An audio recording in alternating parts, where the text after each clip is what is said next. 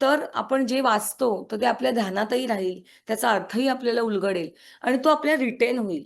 म्हणजे हल्ली आपला थोडा प्रॉब्लेम असा झालाय, की आपण 20-20 सेकंदाची ती रील असतात, ती एकामागोमाग एक, एकामागोमाग एक अशी बघितली, की नंतर जर का आपल्याला विचारलं 5-6 म्हणजे 5-7 रील झाल्यावर कोणी विचारलं, की "तू पहिलं काय बघितलेलंस?" तर आपल्याला काही आठवतच नाही. कारण तो स्पॅन ऑफ रिटेन्शन जो असतो आपल्या डोळ्यासमोर तो खूपच कमी असतो आणि नुसती इन्फॉर्मेशन जात असते, जात असते, जात असते. त्यातलं आपल्या डोक्यात काहीच गेलेलं नसतं. तर तसं करू नये आणि खास करून एकाग्रतेचा अभ्यास करावा, की ज्याच्यामुळे त्याचा नुसताच साधनेमध्ये उपयोग होतो असं नाही, तर रोजच्या अभ्यासामध्ये देखील किंवा रोजच्या परीक्षांमध्ये देखील त्याचा खूप उपयोग आहे.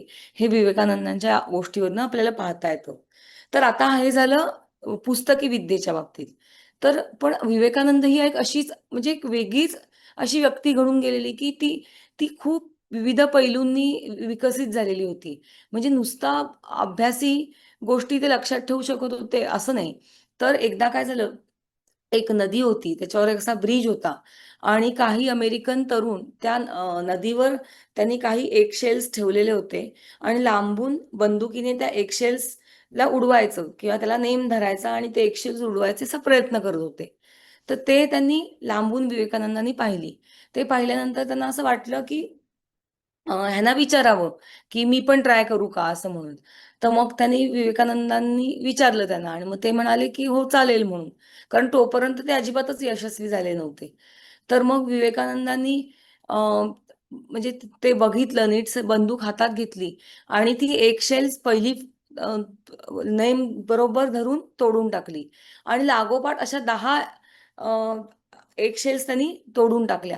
तर ती मुलं अवाकच झाली. म्हणजे खरं तर ह्यांच्या दोघांच्या भाषेमध्ये पण फरक होता. त्या काळातली आपण गोष्ट पाहतो आहोत, की ज्यावेळेला इंडियन्स एवढे बुद्धिमान असतात, बाहेर येऊन काम करू शकतात, अशी काहीच जगाला माहिती नव्हती. असं असताना एक हा कफनी घातलेला संन्यासी इतक्या एकाग्रतेने कसं काय हे करू शकतो? असं त्या सगळ्यांना प्रश्न पडला आणि त्यांनी म्हटलं, की "how did you manage it?" म्हणजे "तू तू आधी प्रॅक्टिस करत होतास का शूटिंगची?" तर ते म्हणाले, की "नाही, बंदूक पण मी पहिल्यांदाच हातात धरली." म्हणजे बघा हां, की आपण बघतो, की आपलं रोजचं पुस्तक एखादं, जे की वर्षभरासाठी आपल्याला लावलेलं असतं शाळेमध्ये, तर त्यातल्या सुद्धा अनेक गोष्टी आपल्याला लक्षात राहत नसतात. इथे तर बंदूक ही एक नवीन म्हणजे एक नवीन उपकरण त्यांनी पहिल्यांदाच हातात घेतलं. मग ते चालवायचं कसं आहे त्या मुलांकडनं शिकून घेतलं आणि लगेच त्याचा प्रयोग करून बघितला, की ज्याच्यामध्ये त्यांनी ती लागोपाठ 10 शेल्स उडवून टाकली. म्हणजे याच्यामध्ये असं लक्षात येतं, की नुसतंच पुस्तकी विद्येच्या बाबतीत नाही, तर प्रत्यक्षात सुद्धा ह्या एकाग्रतेने त्यांनाच हे फक्त शक्य झालेलं होतं.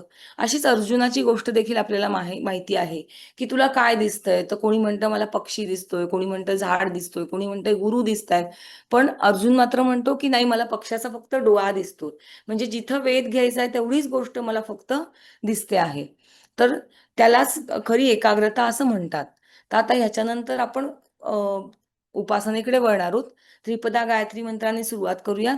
मग 3 वेळा दीर्घ ओंकार करूयात आणि ह्या विवेकानंदांच्याच प्रमाणे अगदी थोडा वेळ म्हणजे अगदी 1 किंवा 2 मिनिटं भ्रूमध्यामध्ये इथे लक्ष केंद्रित करून फक्त तिथे लक्ष केंद्रित करायचं आतमध्ये अ, लक्ष ठेवून एवढाच अजेंडा घेऊन आपण ध्यानाला बसणार आहोत.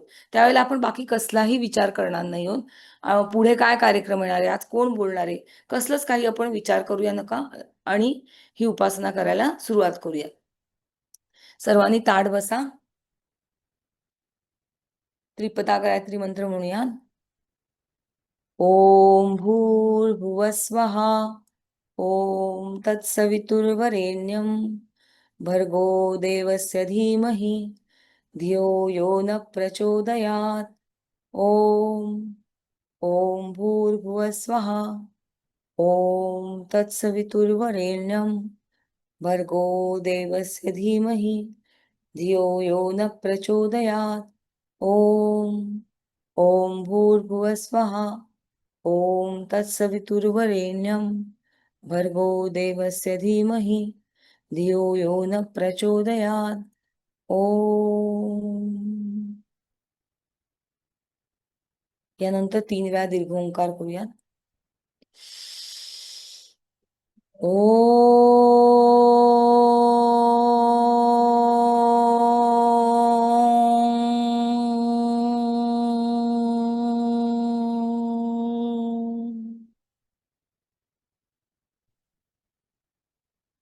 ओ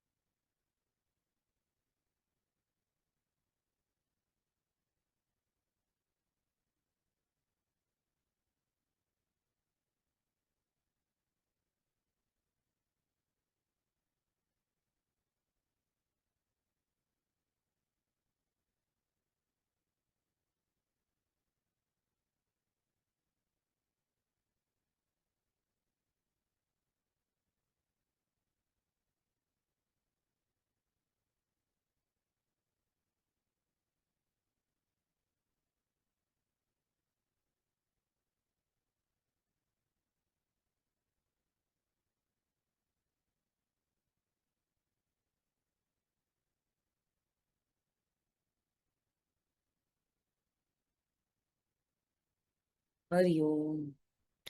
एक वेळा दीर्घ ओंकार करूया.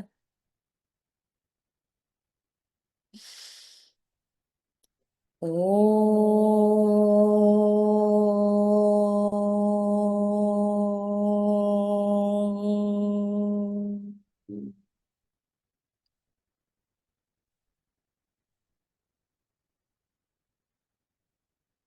हळूहळू डोळे उघडायला हरकत नाही.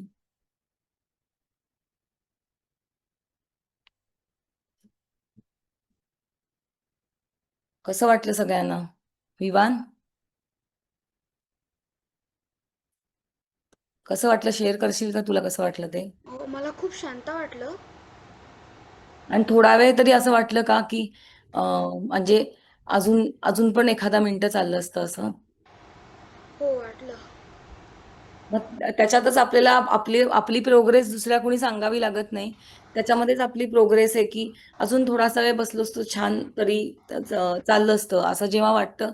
ह्याचा अर्थ काय की आपण खरंच त्याच्यामध्ये रमलो आहोत आणि खरंच आपल्याला त्यातून आपलं मन शांत झालं आहे. आता आपण पुढच्या कार्यक्रमाकडे वळूयात.